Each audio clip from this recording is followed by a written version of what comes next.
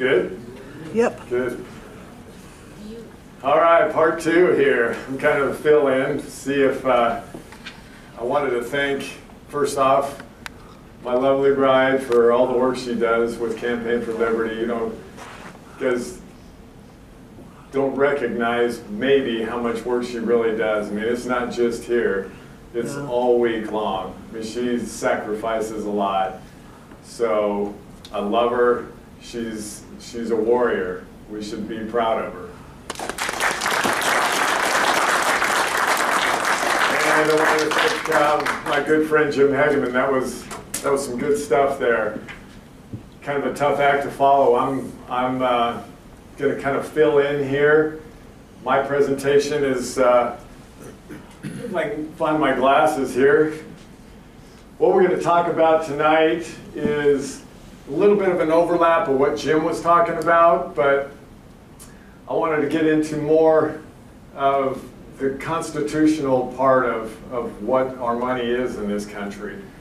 And I first want to thank Mr. Dave Dawson because he gave me this book a month ago. And it's sitting right over there somewhere. No, not that one. No, it's right here. And I changed completely what I was going to do after I read not the whole book, but parts of this book. And Dave Dawson, sitting right back there, gave me this book, and it's called Pieces of Eight. It's called The Monetary Powers and Disabilities of the U.S. Constitution. It's written by Edward Vieira Jr. And pretty much everything you're going to hear tonight is from Edward Vieira Jr. Stuff is good stuff. I've kind of brought this into a monograph that takes parts of everything out of this book right here effectively. And so for the most part, I'm just going to read you this monograph, this essay of what is a dollar. So with that, I'll get started here. So what is a dollar? Anybody know? Dave? That's a measurement of silver. Good answer. We'll start it off with that. Today, all thinking, informed Americans know their country is in trouble. Many haven't a clue as to what went wrong with their government, while others can recite a litany of reasons for their country's distress. Of course, no one reason is paramount, but surely a debased, corrupt, and inflationary monetary system must be placed near the top of the list of causes of America's woes. Figure this thing out here.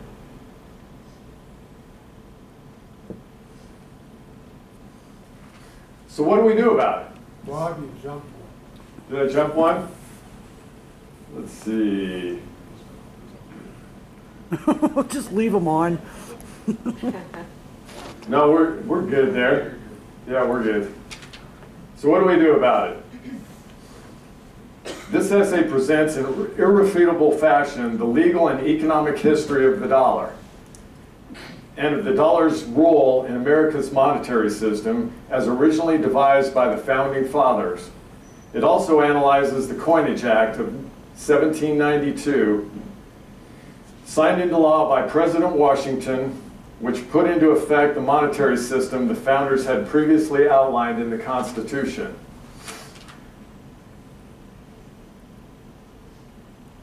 This system helped make the United States dollar the safest, most sought-after currency in the world, leading to the well-known saying, "Sound as a dollar." However, in 1913, but he probably knows what happened then, Congress, in its unconstitutional act, relinquished its constitutional power and duty to coin money and regulate the value thereof to a private banking cartel, the Federal Reserve System. You've all heard of that. Yep.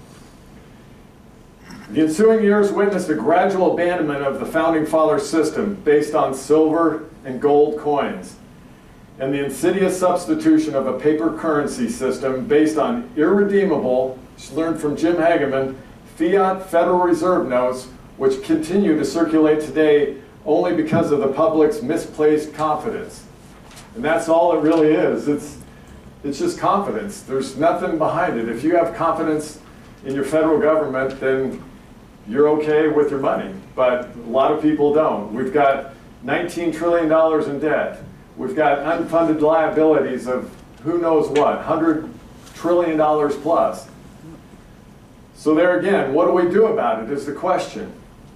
Obviously, the Federal Reserve System experiment with fiat currency has failed. Just look at the debt clock. Has anybody ever looked at the debt clock online? I mean, You can't even print it because yeah, it just makes your head spin. But we cannot have a sound economy without sound money.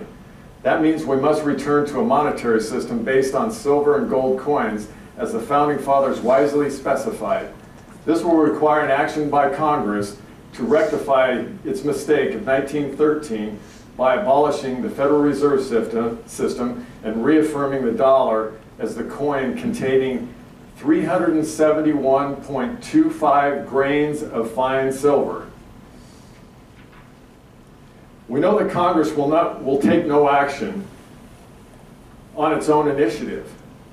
Congress will move only when the general public, we the people, we've heard that before, we the people, becomes aware of and incensed by the monetary mess Congress and the Federal Reserve System has created.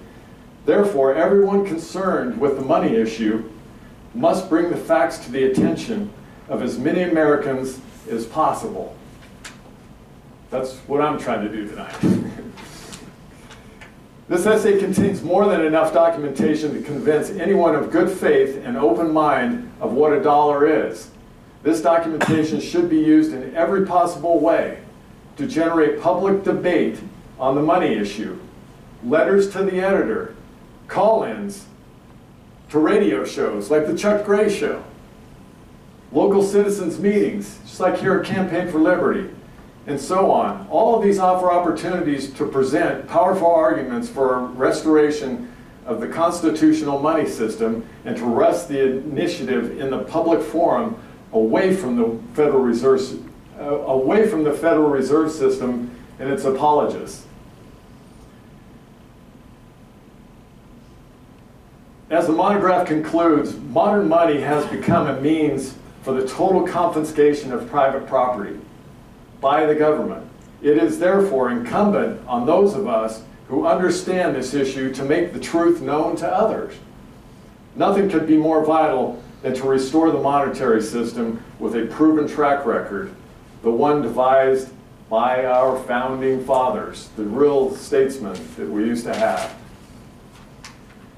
So the question is, do you guys want me to turn these pages up here? Does it help or? Yeah. Okay. Let me see, I'll go to page looks better on video. Okay, there we go. So what is a dollar? May sound trivial. Everyone knows what a dollar is. At least almost everyone thinks he does. In fact, however, very few people could correctly define a dollar. And even fewer know why a correct definition is vital to their continued economic and political well-being. Why is the correct definition of the dollar important? The United States has a highly advanced free market economy. In a free market economy, the prices of almost all goods and services are stated in units of money. Under present law, and as will be described below from the very beginnings of this country, United States money is expressed in dollars, including Federal Reserve notes. Our legal tender for all debts, public charges, taxes, dues, all coins and currency, including Federal Reserve notes that are expressed in dollars, are both money and legal tender. For this reason, accurately defining a noun, dollar, is mandatory. In order to know what is supposedly the official money of the United States and what constitutes a legal tender of all debts, public charges, and taxes due. So, does the present monetary statutes intelligibly define the dollar? Has anybody seen that anywhere? Unfortunately, the present monetary statutes do not define the dollar in any intelligible fashion. Federal Reserve notes. Most people associate the noun dollar with Federal Reserve notes. Dollar bill, engraved with the portrait of President Washington. This association is mistaken.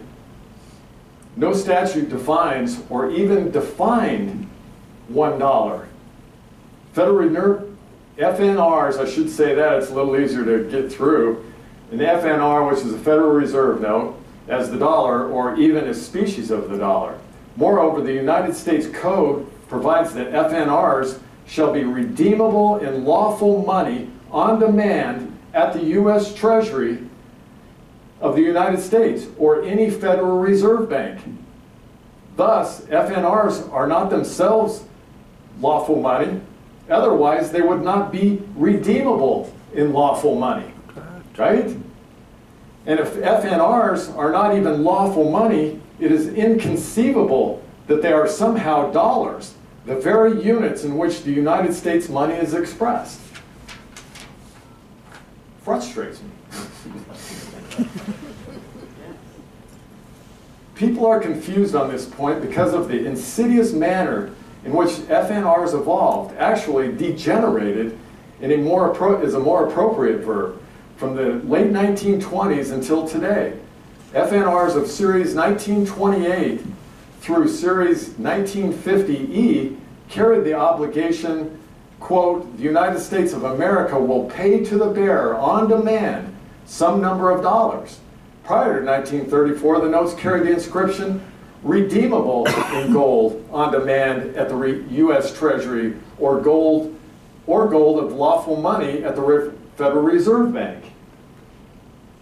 After 1934, the notes carried the inscription, this note is redeemable in lawful money at the United States Treasury or at any Federal Reserve Bank, post-1934. Starting with 1963, the words, quote, will pay the bearer on demand, unquote, no longer appear. That doesn't sound good, does it? And each FNR simply states a particular denomination in dollars. With and after 1963, this is where it gets real ugly. This is how, progressively, it's like the frog in the warm pot of water. It just slowly turns it up. And pretty soon, it's not redeemable in anything and you're dead. Your money's confetti. That's kind of where we're headed. With after Series 1963, the promise of redemption also vanished from the face of each note.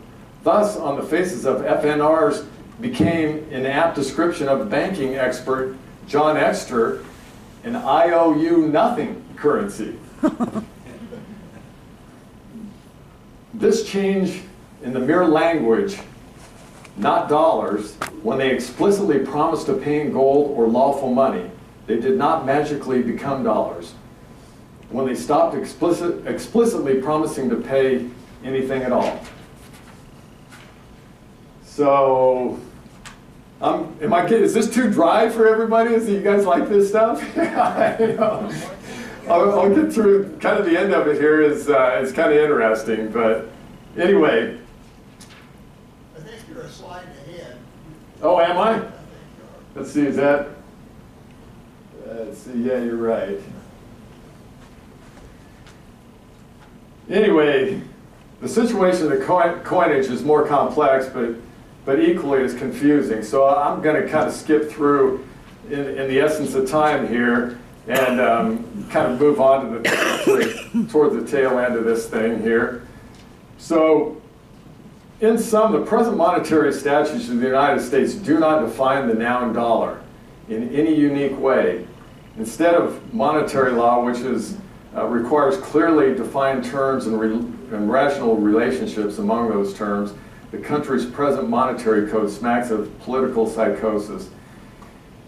in which completely different things have the same name, things unequal to each other are treated as equivalent, and things that should have the same characteristics are quite different. It's kind of like Jim, you know, from Scripture, you know, that's what our federal government is just, you know, throwing all these balls up in the air, and nobody can understand, you know, what means anything anymore with our money. You know, just like with cashless society, and you know, you're just spinning. Everybody's worried about what's going to go on with our monetary system. You know, it's just like Proverbs 20:10. It says, "Differing weights and different measures, both of them are abomination to the Lord." And you know, that's a lot of what's going on. It's just different weights and measures. There's no fairness of what's going on with our currency. So what does American history and the Constitution identify as the dollar? So we'll kind of get to the meat of this thing. Reference to history clears away the confusion in present-day politics by showing beyond cavil that the dollar is a specific coin, like Dave said, containing 371.25 grains of fine silver and nothing else. That's it. That's what a dollar bill is. That's what's codified in our Constitution effectively. And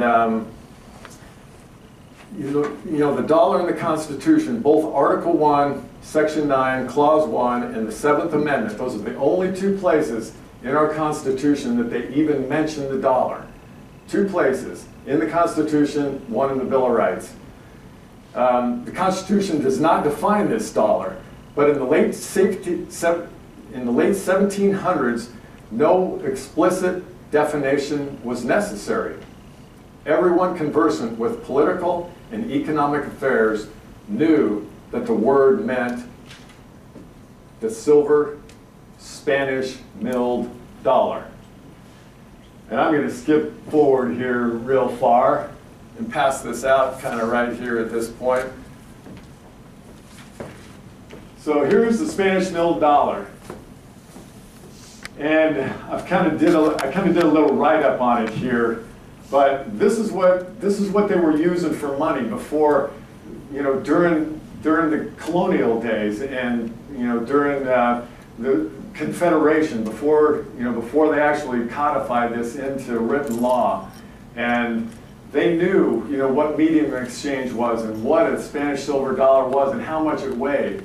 And you know, if you guys, somebody wants to just pass these around, yeah, there's a little write-up on that. So that's how it all started, was with the silver Spanish milled dollar. That's what the founders of the country basically made the dollar bill. And I'll kind of go into a little bit more detail of that right here. It says right here, the founding fathers did not need to explicitly adopt the dollar as the national unit of money or to define that noun in the Constitution, because the Continental Congress had already performed this task. The use of the dollar as a standard coin and monetary unit did not begin with the Continental Congress, however. Monetary historians generally associate the dollar with the Count Schlick, who began striking the silver coins in 1519. And that's what that is right there. They used to call it, you know, the Schlichten thalers. And the thalers was morphed into the dollar, effectively, is where that came from. Right. Just for a little history on that stuff right there. And they didn't even adopt it from England. They adopted it from Spain. So anyway, yeah, there's the Schlichtenthaler right there. That there was the Spanish milled dollar. That was the basis of our money right there. So on March 13, 1785, a committee presented Congress with propositions respecting the coinage of gold, silver, and copper, which referred to the plan which proposes the money unit be $1. In favor of this plan, the committee reported is that a dollar, the proposed unit, has long been in general use. its value is familiar. This accords with the national mode of keeping accounts. Later, the report referred to the dollar as the money of account, thereby equating the term with the term money unit. So that was sort of some of the, the terminology they were using back then. So effectively, August 8th, 1787, this is before the Constitution, Congress adopted this standard, and that Spanish milled dollar, the unit of money of the United States. So again, stark and striking is the contrast between how the Committee of the Continental Congress, composed of the Founding Fathers, approached the problem of fixing the unit of money, and how the modern Congress deals with that matter today. The committee determined that an American dollar should contain a known, unchangeable weight of silver and would be worth as much as the new Spanish dollars, because it actually contained this weight of precious metal, not simply because Congress said that it was a dollar. They had a reason. We don't do that anymore, but we should. Today's Congress, however, assumes the dollar need have no rational relationship to a weight of silver, of gold, or even base metals. Today's Congress assumes the value of money has nothing to do with the substance that composes a coin, but is merely the product of a political decree. It's just an edict. Here's your money. If we devalue it, we're sorry. But if you want to turn it in someday, it might not be worth anything. So, moving on to Congress did not establish a gold dollar or enact a gold standard that a lot of people think. It's a misconception. The act did no such thing. It explicitly defined the dollar as a fixed weight of silver and regulated the value of gold coins according to this standard unit, or money of account, and the market exchange ratio between the two metals. So when you hear all of this gibberish, saying that the Federal Reserve, the Treasury can regulate money, this is what they're referring to. They're regulating gold to silver, effectively, and trying to figure out how many, is it 15 to 1, is it 16 to 1? That's what they were referring to back in the early, in the early days of our republic. So,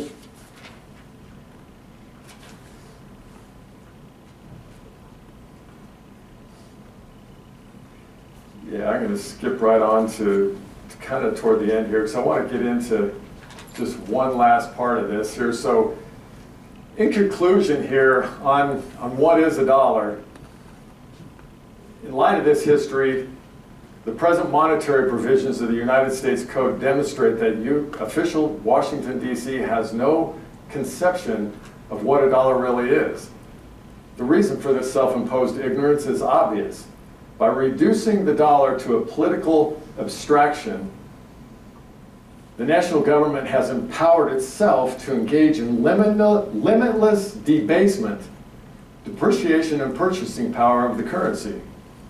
A dollar that contains and must perforce of the Constitution contain 371.25 grains of silver cannot be reduced in value below the market exchange value of silver for other commodities. A pseudo-dollar that contains no fixed amount of any particular substance per dollar can be reduced in value indefinitely.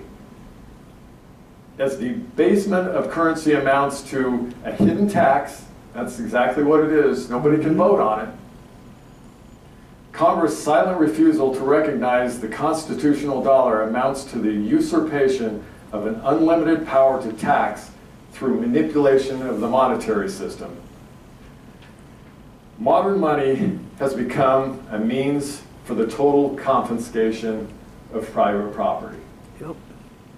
That's a little harsh, but That's the truth. we need to think about that. I mean, if wages don't keep up with inflation, we're losing, and they're not. That's why, you know, the median family income hasn't changed in 15 years. I mean, there's something wrong with our system, and a lot of it needs to be pointed at our Federal Reserve Bank and our central bank, and what was intended, you know, for sound money in this country. And if we don't understand that, if people don't understand that, it's going to continue. We're going to get taxed and taxed and taxed just through debasement of our currency.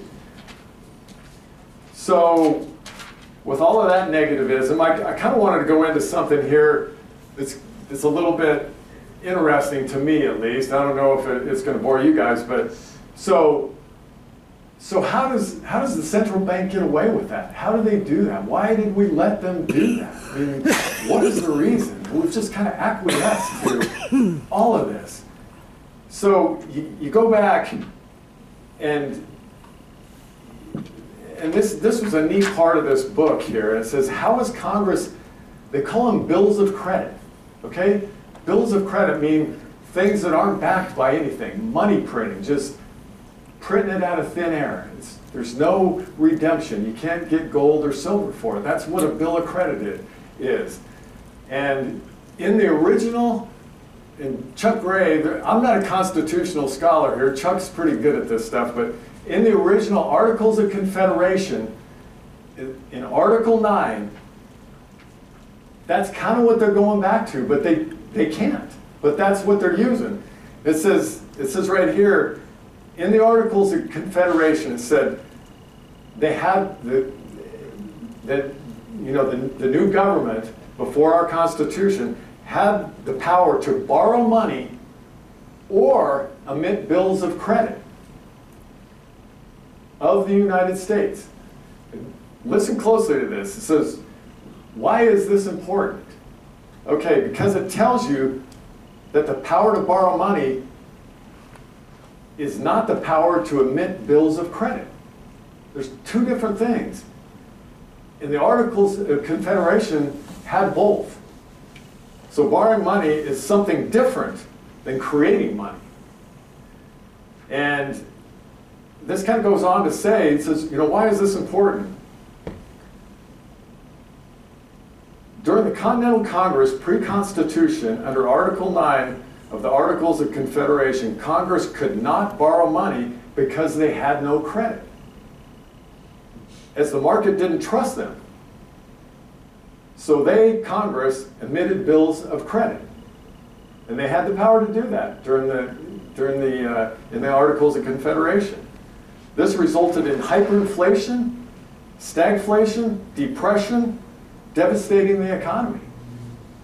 When Congress acknowledged the problems of the Articles of Confederation, they decided to enact the Constitution, removing such powers. They removed them. Go figure. They knew that it was bad. Removing the same powers from the states and giving the very limited powers to the general government. What we mistakenly refer to today as the federal government. They called it the general government back then. So during the Constitutional Convention, Congress followed the Articles of Confederation and wrote most of the Articles of Confederation into the first draft of the Constitution. The first draft of the Constitution contained Article 9. That's the one that said could borrow money and emit bills of credit. The first draft, though. Remember, that's the first draft. And the Continental Congress held a debate on the subject. Here's the debate. This is James Madison. James Madison had secretly taken notes on this debate, most likely because what the founders were doing at the time was considered treasonous by the King of England. And some 30 years later, Madison admitted to this. His recordings of the debate on this particular provision was vicious. These guys deliberated things. They knew. They knew what happens when you debase currency. They studied the Roman Empire and the clipping of the coins. 9 states to 2 voted down this provision, with some states saying they would rather throw out the whole Constitution rather than put the words "emit bills of credit" into the Constitution. Wow. That's exactly what the central bank here is doing. They're emitting bills of credit. They had this experience once with the devastating economic results, and that would be the end of it. So they struck those words permanently. It's not in the Constitution. And if you go to the Constitution, I can't remember Article 1, Section 9. It says they can borrow money, but they can't. It says nothing about emitting bills of credit. So anyway, so the last part of this is with regards to the powers granted to Congress. The rule for interpreting the Constitution is if it isn't there, it doesn't exist. That's the rules. They're not following the rules. It's not there. They can't emit bills of credit. It's unlawful. Wow. Yeah. There's no power granted to Congress to emit bills of credit, i.e. print money, paper money, anywhere in the Constitution. And nothing has changed from the day one to the very end of where we are today.